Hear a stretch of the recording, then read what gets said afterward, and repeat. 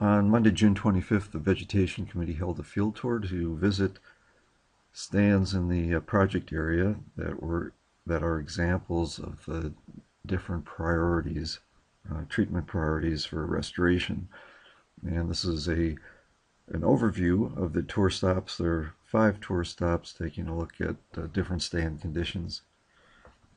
The areas viewed were located in this part of the project area, so primarily in Lost Creek watershed, but also an overlook to the Upper Weiser River watershed. Stop number 1 viewed a 150 to 200 acre stand. It is PVG 5 post treatment. It looks like a medium tree size class, probably moderate canopy closure. Prior to treatment, it was at the high end of a medium tree size class with a high canopy closure. The treatment objectives were to promote large tree size class and also to enhance northern Idaho ground squirrel habitat. The treatment was conducted prior to the wildlife conservation strategy, so as the group looked at the stand conditions from afar, the pattern of the remaining trees is probably a little bit more grid-like, more evenly spaced than what would be done today. We have the advantage with this location of having historical imagery, so you can get an aerial view pre-treatment and also post-treatment. So what I'd like you to do is keep your eyes on this part of the screen, and I'll flip back to the photography from 2004 and notice the higher canopy closure in this part of the stand and also over here, and I'll move back to the 2009 imagery. Let me just try that once more to make sure you see it. Particularly looking in here and over in this area.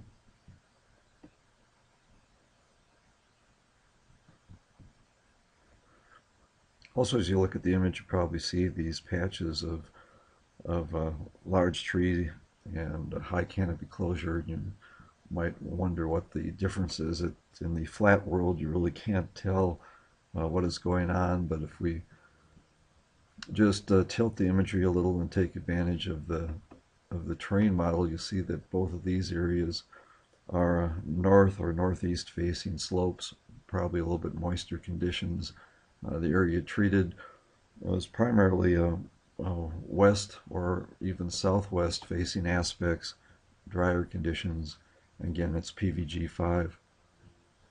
Stop number 2 was within walking distance of the overlook, and the Vegetation Committee in their recommendations for the summer field season their recommendations did include a statement that they would like to see treatments in blocks at least 300 acres or larger, and this is consistent with the direction from the wildlife conservation strategy of grouping treatments together in order to create blocks of conditions that would enhance habitat.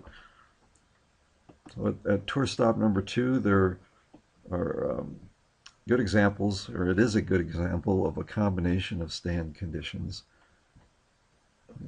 You can just see the change in aspect here along the ridgeline. But we have an example of a PVG 5 stand with legacy pine and Douglas fir. If these conditions were treated, the objective would be to retain about 15% of the canopy in this large tree size class, and preferred species would be ponderosa pine, Douglas fir, and larch. On the edge of that stand condition, there is a plantation, and on the aerial view you can see the adjacent plantation in this part of the imagery. And there was quite a bit of discussion at this tour stop on plantations. I think there was a misunderstanding that about the Vegetation Committee's recommendations, that they did not want to include plantations, but the recommendation for the field season was directed more at identifying plantations that would be part of a larger block and to collect information during the field season that would give some idea about the size class and whether or not there was any commercial value within the plantation. In other words, would the plantations be break even, or would they be a cost, or is there sufficient size in the trees to generate some stumpage receipts? Off to the east side of the ridge was an example of a dry PVG6 stand. If this were treated, the canopy would be reduced from a high canopy closure to a moderate. In the recommendations for the field season, PVG6 is a stand condition that is still under discussion because it includes two different fire regimes, a mixed 1 and mixed 2 fire regime. And although there are 6,000 acres in the large tree size class PVG6 high canopy closure, not all 6,000 acres, there's not agreement that all 6,000 acres should be treated. There's a preference within the discussions of the committee towards the mixed 1 fire regime, the drier conditions, and this is an example of those. On the way to the next stop, the group crossed a road and stream crossing with a good example of the ongoing need for culvert maintenance. So this was located at the East Fork of Lost Creek. This stand is an example of a stand that, if treated, would enhance northern Idaho ground squirrel habitat. I think what was interesting to notice in this location, the change from the timbered area to intermittent scabs with shallow soils, and then back to timber again with somewhat deeper soils. This stand is about 70 acres. It is a south-facing aspect, and as you can see from the photo on the ground, it's relatively low volume. There would be the treatment that was discussed was a combination of thinning and fire. As a stand that would, if treated, would offer some benefits for northern Idaho ground squirrels, would be a high priority for the Vegetation Committee. In the surrounding area, it was estimated that there could be as many as 700 acres that would be suitable for this type of treatment. And up the road from the place where the group stopped, there is a population of northern Idaho ground squirrels.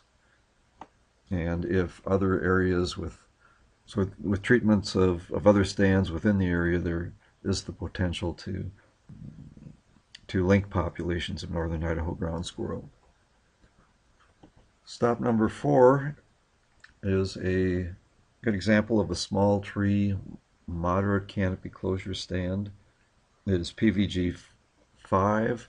In this ground photo, you can see the size and the density of the ponderosa pine, as well as a stump of the tree size class that was there previously.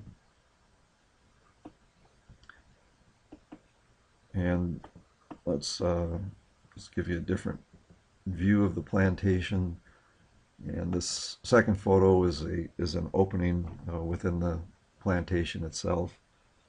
Now, similar to one of the previous stops, the plantation would be considered within a larger block. There's probably a 500 to 600 acre area around the plantation that would have a combination of PVG5 and PVG6 stands, so similar to tour stop number 2, there would be a mix of priority 1 and priority 2 stands.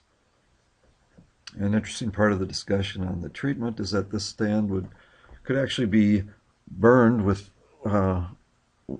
no pre-commercial thinning or biomass processing, and if the cost comparison for a burn would be around $150 an acre, and if this were chipped as part of a biomass operation, the cost could be as high as $1,000 an acre. First stop number 5 is a stand that had quite a bit of discussion about the right thing to do. It's a PVG6 stand that is a plantation with quite a bit of grand fir natural regeneration. It is the moisture conditions would be more on the wet side for the stand. Again, going from the flat world to the terrain model, you can see that there is a aspect that's north and northeasterly. The photo from the ground gives you a better idea of the mix of species, and the stand was described as the natural regeneration of the grand fir is likely to outcompete the ponderosa pine, Douglas fir, and larch. So the option of a pre-commercial thin was discussed as a potential treatment with a cost of somewhere around $75 to $150 an acre. And I think the consensus of the group was that this is one of those tough stand conditions to make a decision, and the consensus was that this would probably remain a lower priority for treatment, with letting nature take its course in this case, and let the grand fir proceed to dominate the stand. So back to the overview, the tour was a good example. It saw examples of stands in each of the priority classes, examples of plantations with potential treatment options, and a good example of a 150 to 200 acre stand that was treated for the objectives of enhancing northern Idaho ground squirrel habitat, as well as improving the fire regime condition class. And I think the field tour also helped clarify the communication of the Vegetation Committee recommendations for the summer field season, and the expectation is the data that comes out of the field season will help refine recommendations and turn them from a data collection priority to a collection of recommendations for treatment priorities for the project area.